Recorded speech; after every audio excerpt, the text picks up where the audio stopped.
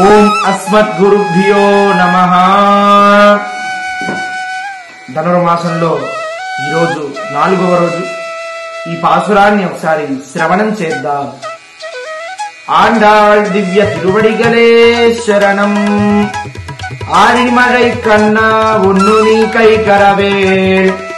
ஆழியுள் book முகந்து குடாத்தேரி ஊடி முதல்வன் உருவம்போல் மெய் கருத்து பாழியந்தோருடை பற்பனாபன் கையில் ஆடிபோல் மின்னி வரம்புரி போல் நின்னதிருந்து தாடாதே சார்ங்க முதைத்த செலவனை போல் வாட உலகினில் பெய்திடாய் நாங்களும் மார்கழி நீராட மகிழ்ந்தேலோரெம்பாவாய்.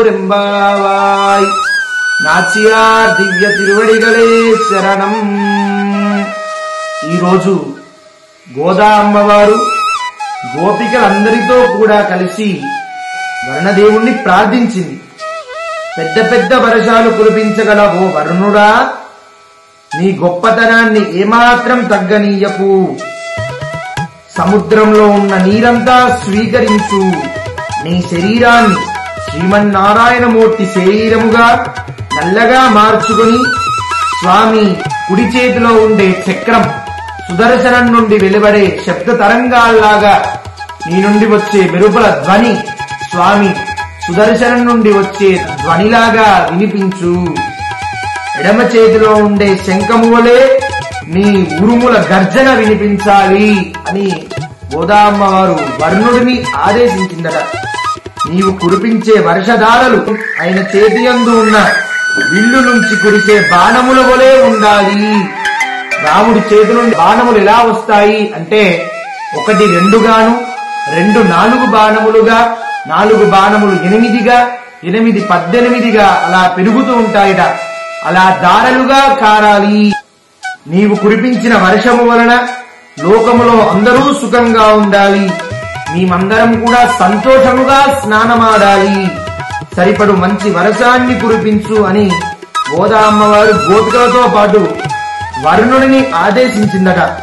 లక్ష్మీనాథుడైన శ్రీమన్నారాయణుడు అనేక కరుణా సముద్రము నమ్మాళ్వార్లు అనే కలిమేఘమును స్వీకరించి నాదముని అను కొండపై వర్షింపగా ఆ నీరు ఉయ్యకొండూర్ మనక్కాల్ నంబి అనే జలపాతముగా ప్రవహించి ఆలవందారు అనే నదిలో పడి 6 పాయలుగా చీరి కాలవల వలె ప్రవహించి శ్రీరామానుజులు అనే ఏరుకు చేరి 74 ఆచార్య పురుషులనే పిల్ల కాలవల వలె వచ్చి మనందరి చెంతకు చేరి కాలక్షేపము సమాశ్రయనము ఆత్మలను స్వరూప సిద్ధముగా చేసి శ్రీమన్నారాయణకు ఇకపై కైంకర్యములు చేసి ధన్యులగుటకు చెయ్యవలసింది అని మనం ప్రార్థిద్దాం.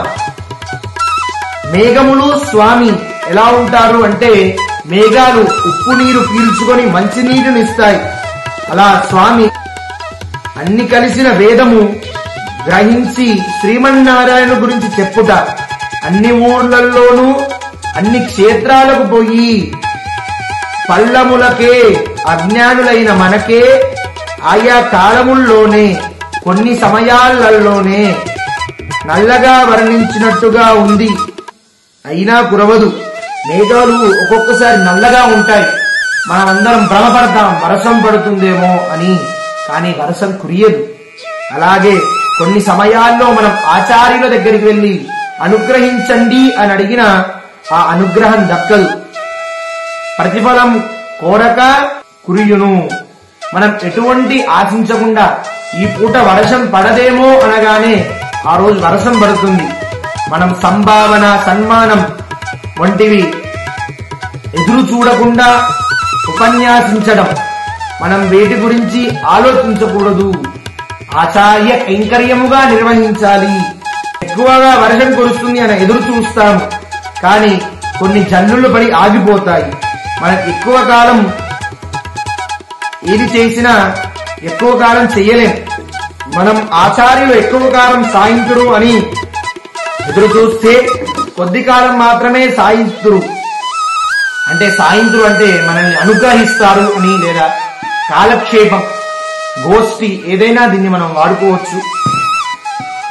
స్వాతి నక్షత్రంలో ముత్తు చిప్పలో పడితే మంచి జాతిరత్నం అవుతుంది అంటారు. అలాగే భక్తి గల వారిని ఉపదేశిస్తే అది వారిని అనుష్ఠాన పరులుగా తీర్చిదిద్దుతుంది. నది బావి కోనేరులో పడితే అది మనకు ప్రయోజనం. కూలత్తాళ్వార్ అనంతాళ్వార్ మొదలగు వారికి ఉపదేశిస్తే ఆ విషయం అందరికీ చెప్పుతారు. చితక పక్షి వర్షధారనే స్వీకరిస్తుంది. ఈ పక్షి యొక్క విచిత్రం, ఆచార్య అనుగ్రహం, భగవత్ కైంకర్యమో భగవంతుని మాయనో వర్షం పడినప్పుడు మాత్రమే ఆ పక్షి దాహం తీర్చుకుంటుంది.